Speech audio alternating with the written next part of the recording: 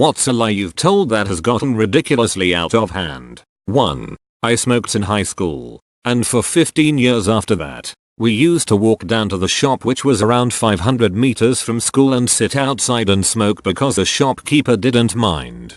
So I'm down there one day and nothing unusual happens, and then that afternoon I walk from school to my great grandmother's place, who lived about another K or so from the school in the other direction. She was old, frail, and the most amazing person ever. Anyway, she had gone past the shops in a taxi that day and saw me smoking. She brought it up about having smokes in my pocket. I did. And I said no, she was mistaken, etc. A few weeks later my mum says Grandma Nanny saw you smoking and you lied to her.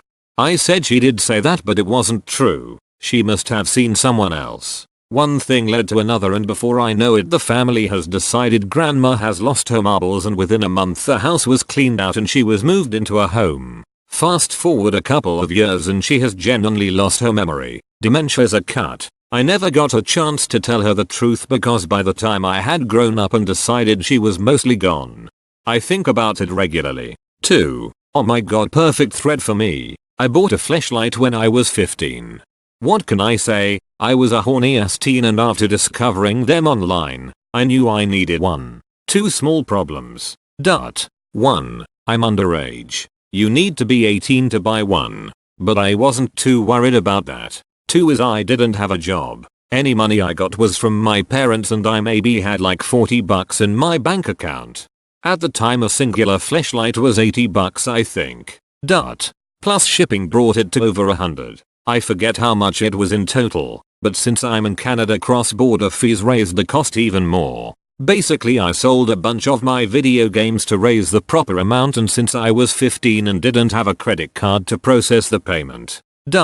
My plan was to get a money order, since Fleshlight accepted them, and to pay for it by debit.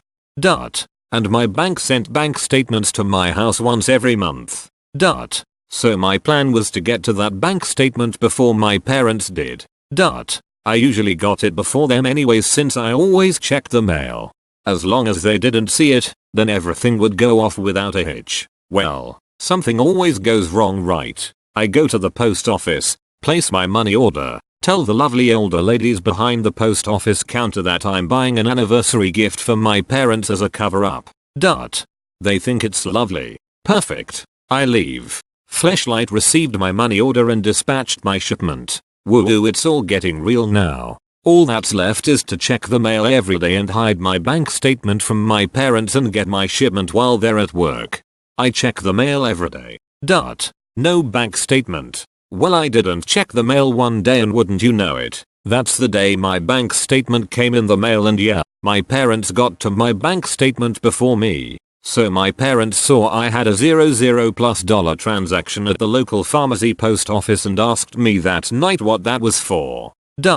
I didn't prepare any sort of lie in case they saw my bank statement, since I was so sure I'd get to it before they did.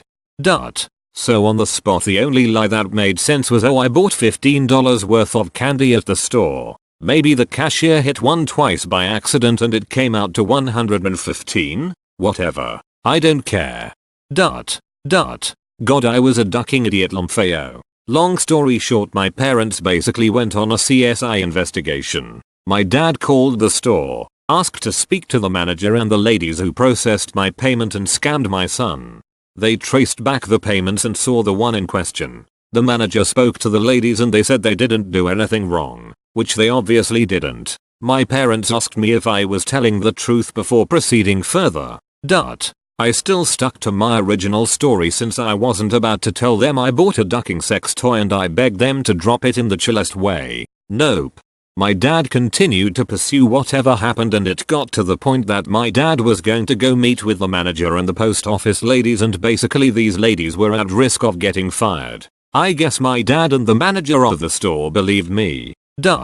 Finally, after hearing they could lose their job, I fessed up and told my parents I bought a microphone repair kit for my Nintendo DS, LMFAO, but didn't want to tell them since they'd tell me I was wasting my money. They finally dropped it. But as it turns out, they did actually find out what I bought, so that was embarrassing. TLDR. Almost got 2 women fired from the post office to cover up the fact that I bought a fleshlight. 3.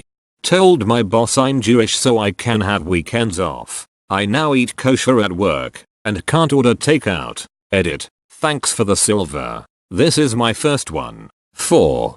On my first day at work someone offered to make me a cup of coffee and they asked if it was how I liked it. I responded perfect, thanks, which is considered to be typical British behavior. However, this was in fact not the perfect cup of coffee, not a perfect cup of coffee at all. Now I don't have the guts to turn to Steve and degrade his coffee making skills, and instead I have to suffer the consequences every single day and drink his rather shitty coffee. It's been over a year and I am still living this lie. I don't know how much longer I can cope with this. Fuck you, Steve. 5. Not me but my cousin. Aged 13, she created a fictional boyfriend, but being a teenager with social media it wasn't as easy as just saying he existed. What followed was 8 months of a Romeo and Juliet style romance with disapproving parents, fake accounts and bad Photoshop. This ultimately ended in a dramatic turn of events when Luke, the imaginary boyfriend, tragically passed away of an undisclosed condition, never to be spoken of again. She came clean after receiving a sympathy card from her friend's parents. 6. I really feel personally victimized by this question. There was this lady at work that I could not stand to be around. I tried really hard to just put up with it, but she would say some really mean stuff. I know it's because she grew up with a very critical mother, but I just could not handle it. My strategy was to limit my time around her.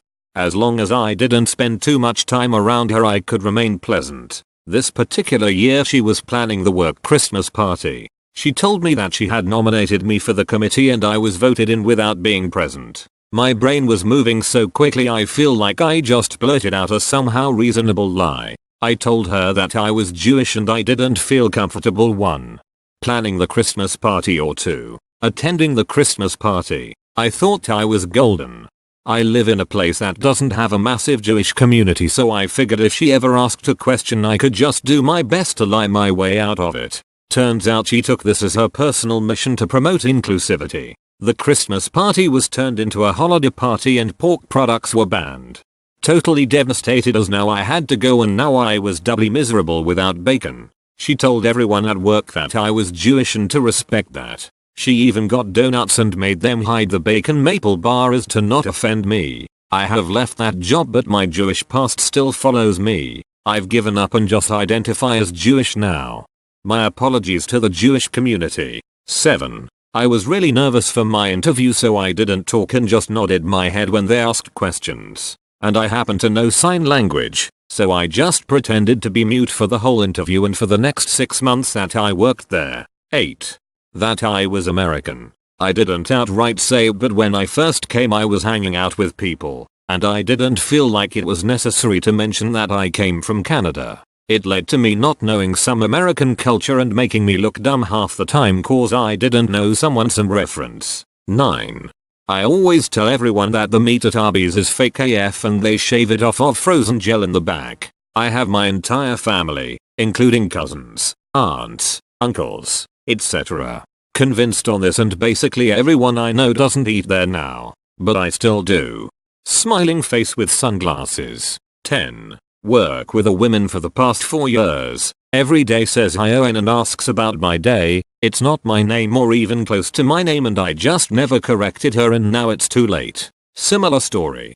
I have an identical twin which I got into the company I worked for. At the head office, I shoot the shits with the COO all time because we both love cars. When my identical twin brother started, I was transferred to a different office and my twin brother started work at head office. And X200B, COO continues to see my twin brother thinking it's me, says hi all the time and calls my name Evanibo. My brother, not wanting to be rude, just doesn't correct him. Goes on for 2 years until I transfer back to head office and now COO sees both us outside smoking. And X200B flips his shit but then have a good laugh afterwards. 11. Not as bad, but after I found some foreign souvenirs of mine out of place, I told my nephew I have a camera in my room, so that he'll stay out of it. He keeps asking about it, so I continuously have to add to it. So there's a camera in my room that I can spy through on my phone, and alerts me anytime he comes in. Said camera is so tiny, no one can see it, and is placed in a convenient nail in my wall.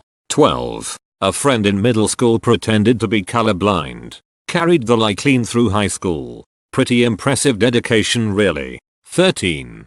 I made up this story about how I got stabbed in high school. It turned into a mess. Cops got involved. I had to go to court. Not good at it. Fell asleep last night, so here's the long story relatively summed up. I worked at a movie theater in high school. During winter break my senior year I had my wisdom teeth pulled. The doc's tool slipped and it cut me through my cheek inside and out. So he stitched it up and I went on my way. No big deal at all. I was laid up for a few days and then it was back to it at school.